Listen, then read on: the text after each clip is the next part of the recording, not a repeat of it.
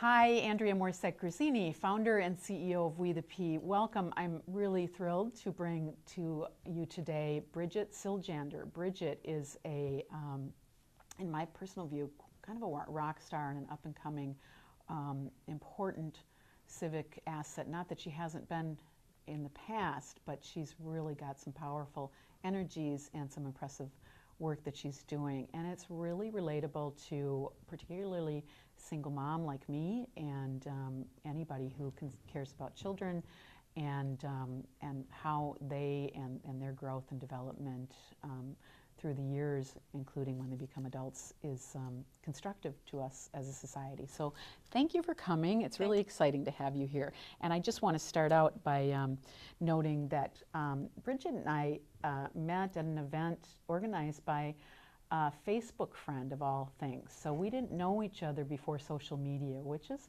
of importance to WetheP because that's our platform. And we have maintained and really grown our friendship exclusively on Facebook until now. We keep saying that we would get together and we haven't had a chance to because we've both been busy. But I want to hear more about this personal part of you and how this happened that you became such an advocate and so involved in civic engagement. And I want to bring you back maybe to even childhood and hear how that all evolved. Well, I think that growing up in a big family is a big reason that I became kind of more concerned about the community. I'm actually the oldest of 13 kids, and I was expected to help out in the household. So I guess I was raised to be thinking about other people, and my issues are also, not exclusively mine, but, I share common concerns with others. So you're the oldest, yeah. So you're a natural leader, or so if we're to believe birth order sort of things. But tell us a little bit about your family. So it's a large family. You sort of need all hands on deck. You're helping care for younger children, and your work is in caregiving realms, right? But how did that lay out? And what was an experience where you just kind of went at some point, maybe in childhood, and maybe it came later, where you just went, wow, I'm part of this world and need to contribute something to it? Well, I think that I've always been just very concerned about other people. It's just kind of a natural instinct.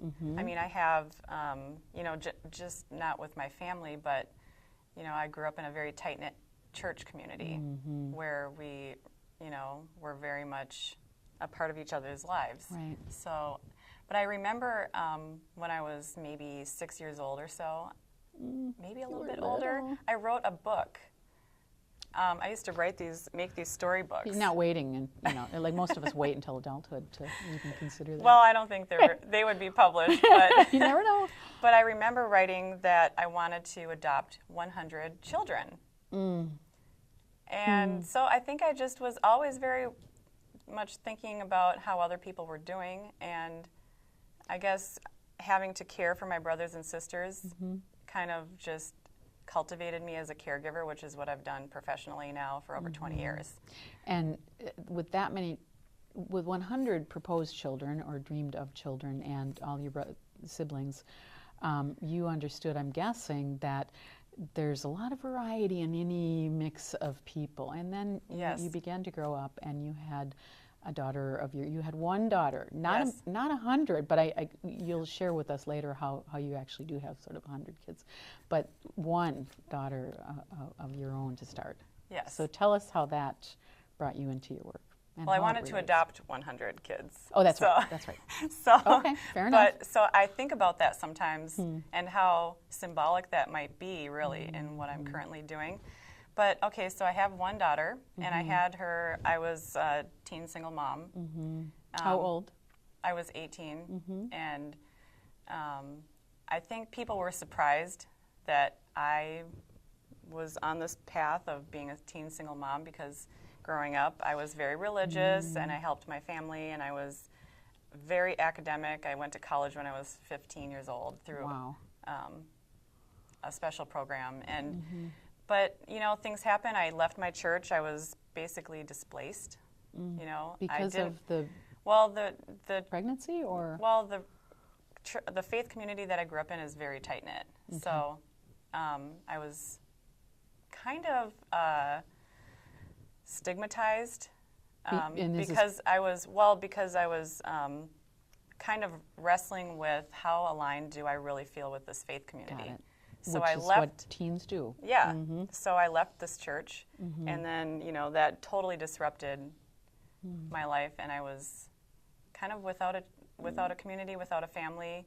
Was totally on my own. I was, had been not really integrated in the community because of. I sort of grew up like a Mennonite. It's kind of similar to that. Very so inclusive. So like during that phase when I was very vulnerable, then I ended up, becoming a teen single mom. I was at risk. So I understand kind of the socioeconomic dynamics that are at play with some of our young girls. Yeah. So explain how that laid out in your life. So you are now isolated from your what some of us call your tribe or your family or your people in a way that you grew up with and that you'd always known. Now you're sort of out in the big world and you're now pregnant. So now what? And how does that feel from your perspective of having come from having maybe everything you needed generally to having to do it on your own? Well, it was very kind of traumatic. So I think that situation happened because I was really vulnerable and didn't have any support system. I was really struggling to make it on my own. And, I think like having my daughter and trying to kind of reconcile my new identity, knowing that I wanted to fight for her. She was born 3.5 months premature. It was kind of like the two of us against the world. Yeah, so, that's very early. Yeah. That is at the very edge of viability. Yeah. The doctor asked, do you want to save the baby? Because she's so early. And, the prognosis, for a baby that premature is... At that time was not good. It's not very good. Very. Just if they survive, they're looking at having so many medical and disability-related issues. So, but I just felt like she was my purpose. I had nobody else. So she was my purpose, and I knew I could make it. I just had this great sense of hope and optimism, and no matter what was going on around me, and no matter what adversity I was facing, I felt like I'm going to get through this. We're going to have a great life. And I knew, because I had always been someone who had achieved things, I think you have to have some achievement in your life to give you confidence that you can. Got it. Yeah. So it might have been different if this had been your situation earlier in your life, not necessarily the pregnancy, but had you had less of a network of family and friends and church. So in a way, although you came to a point where you separated, they in their ways gave you something, right? And this is important, I think, because sometimes we reject or we change or we test boundaries or whatever it is that in those transitions relationally and including with large groups that we've been involved in, and we suddenly just go, it's not my thing. Certainly teens do this is their job in a way to start understanding their self-identity. And we can often reject them wholesale, and in your case it sounds like they rejected you as well in a way. And that can really it can set up a pattern where you just don't ever want to distrust or believe that they ever did anything right. And yet what I'm hearing you say is that there was something foundational in that. In your childhood. Yeah, I think that after I had some separation of time, really, and just having some time to kind of process my experiences growing up in this faith community, I do appreciate actually a lot of the foundation that I had. I think, leaving a church like that, a lot of people don't leave. It's sort of... Well, you need to share with us what church, if you could, and I feel that you're not maybe wanting to identify, but can you share the type of denomination or the type of, in any way? Well, it's a Finnish Lutheran denomination called Lestadian. Okay. So it's, I love the people. I just don't agree with it's just not my faith. It's just not the faith that I want to pursue. So...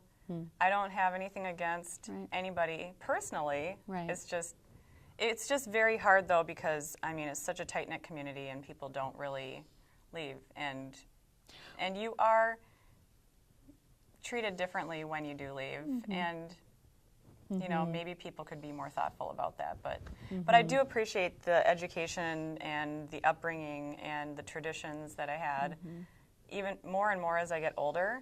Isn't that You know, funny? yeah. Yeah, But our parents told us we'd feel this way, and we are doing. I'm Catholic, so Yep. you know, I'm hearing your story in my mind related to my own. So then, what you experience this sense of isolation and of sort of being left out of the fold, and all those, and likely many of them left you out there as much because of their own need to conform to those social norms that gave great connection in Yes. the group. That's sort of the stuff that helped give you a foundation, and yet that social norm behavior was exactly likely part of what made you feel isolated. So how does that relate then to your work now? that's really profound. I never Well, really, thank you. I never really thought of it that way. But I guess, yeah, I felt very isolated, and I felt like I didn't have enough social support. And I do understand, you know, that my family went through a hard time too. So I'm not mad at anybody. You gave them a run for their money, I'm guessing. Yeah. I can only imagine. I mean, you have to try to understand where people are coming from, Right. you know, given their history and, you know, their values and everything. So, but I guess I felt like it was such a traumatic and frightening experience to feel like you're all alone in the world. You have this little baby that needs you and is, you know, depending on you. And I just felt like I didn't want any of our experiences, as hard as they were, to be a waste, like just needless suffering. So I thought, okay, I will learn from all of this. So you're conscious of this. This baby's really little, and Yes. I also had a 3-month premature baby, and so I know how intense that is. And the Oh, yeah. babies, nor do the medical professions, they can't afford to give you much time to reflect. And yet, even in those moments, you were intentional about wanting to take this traumatic and really horrifying experience and be aware of it so you could use it in future ways that are positive. Yeah, I mean, I found myself in so many situations I never imagined, like standing in line at a welfare office in downtown Minneapolis, because I needed to go and get help. I was still working as a caregiver, but that's not enough to make it. And As a pay caregiver of, as a personal care assistant. okay, a PCA, so Yep. you were caring for people that maybe were at home and needed support at home. Exactly. So I was working with an adult male with a spinal cord injury. I was working with an 11-year-old with autism and other developmental disabilities. And I was helping an elderly woman with her mostly bath visits. Who else was I working? I worked with a whole number of clients, but those were some of my regular folks. But this was not paying your bills. It was not paying my bills, so I still had to go and apply for public assistance. And you were working full-time, part-time, or? I'm pretty sure I was working full-time, because I remember I would do a morning shift, I would do an afternoon shift, and an evening shift, and I think I worked 7 days a week. To But- cover as much yeah. as you could. But I, at that time, had a roommate who took care of my daughter. My roommate was severely mentally ill, but that was the only person that I had available. And I loved my roommate. And she loved my daughter, and I know she took good care of her, but some of her issues were of concern, you know, like, you know, smoking in the apartment. And, you know, so it was just a situation where You're doing your best, Yeah. and you've got who you've got, which is your roommate who's struggling with her own Yeah. pretty profound issues, and you're also dealing with financial issues, so you wind up at the welfare office. And tell us a little bit more about what's going through your mind as you're there. Well, my roommate actually later on committed suicide because she was schizoaffective. She was really, really sick. So that was another traumatic thing that happened, because she was like the only person that really was there for me when my daughter was born. So some people looking at our situation might say, oh, why would you Right, allow this person to take care of your child, or why would you do this, or why aren't you doing that? right. I've had a lot of people ask me those questions over the years. So why weren't you? Why were you letting your child be with a mentally ill woman? Well, I felt most comfortable with her. And she was And who you had, right? That's who I had available yeah. to me. And she was willing. Yep. You know, I mean, I think sometimes we're not aware of how hard it is, particularly for single moms. Yes. So you don't have you have to juggle a lot of balls. So you're trying to raise this very needful child, any baby is, Yeah. and yet she's got more needs. And then you're trying to keep a job so you can afford to care Yes. for her and feed her and all of this. And to do that, then you've got to go to the welfare office because your job isn't covering all those costs. So now I'm seeing, and you're probably dealing with the usual things like car troubles sometimes, and whatever else, dealing with rent and landlords and bosses and clients and so forth. So you've got a full schedule, Yeah. and so you're not able to go out and research a lot of people or even really network a lot of people. You've got a friend who you like and respect. Yep. She's earnest. She's there. She needs a place. So I'm hearing what you're saying is an empathy that sometimes if you haven't been in those experiences, you don't understand how little time there is to do what everybody feels like we have to do as parents. And gosh, we'd all want to do as parents, but we can't. Yes. And so part of what I want to do in my activism is tell the story. So I started blogging about this because so many people don't understand. So therefore, we're not really coming up with the best solutions to address poverty. So, okay, first of all, your blog site, can we visit it? Sure. I have 2 blogs up so far because I just started. Okay. It's called Her Name is Imani, and it's baciljander.wordpress.com. Okay. But I just really want to help educate people if I can, because I've had so many questions that are really kind of based in judgment or someone else's point of reference. This was a very complicated situation. Right. Really hard to talk about, really Is hard there to any explain it. have you ever really seen a situation like that? You worked in personal care and with, we'll get into some of your work with people with disabilities and youth. So have you seen situations where people have a perfect scenario yet? No. Yeah. So just that kind of set you up for that one because it's something I see too. Yes, it helps me to understand a lot of the people that I work with. I mean, working with youth with disabilities and their family units, and some of them are extremely poor. And I think a lot of people would probably the natural thing would be to want to judge them, blame them for being poor. These people are suffering. They're struggling. They're doing the best they can. What percent and this came up in a conversation recently, what percent in your view, and we can go to the census and so on, but honestly, sometimes those numbers are very useful and sometimes it's just easier to see what we see in relationship.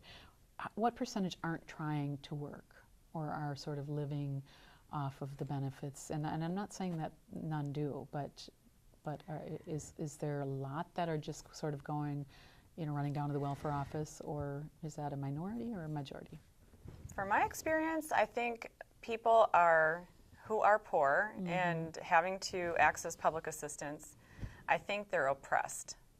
Okay, explain that. I think they're doing the best they can with what they know how. They have possibly been excluded from a decent education. They have been overlooked. They have fallen through the cracks. They made, some people like to say, well, with personal care, we shouldn't pay family caregivers because it's a family's responsibility to be there for people with disabilities or elders. A lot of these people don't have any family, or their family is resentful of how much they have had to do, maybe, that they don't even talk to them, or they're burned out. I mean, it's... Well, it's interesting. Again, I go back to you as a teen. You had a big family. You had a church. And had you asked them to, they wouldn't have been able to support you, right? And just emotionally, because of this sort of emotional separation that you all went through at that time. So again, that also happens. So there might be really good reasons, like the family is in their own stress, the extended family or neighbors and so forth, or there's been some of their own challenges or whatever. And yet there's also this situation that even people that come from fairly stable environments don't always get the support that we expect they might. And Definitely. So they're out there on their own. So from the outside looking in, it looks like, oh, well, she has a big family, she has this church community. But actually, because I was a single mother and very young, had a child out of wedlock, people were not very likely to want to engage with. They're kind of embarrassed of me. I mean, I went through a lot of. I mean, I was shunned, really. I mean, I'm not blaming anyone, but that's But it can be very difficult. And I don't know that people intentionally wanted to shun me. Right, but right. I think my community shunned me too, because all of a sudden I was treated so differently. Isn't it this exact like same overnight. thing you're talking about people that are in need, that need support? Isn't that the exact same thing that's going on? So, Yes. so this is a systemic issue in my mind, and some would argue, and I think that's fair.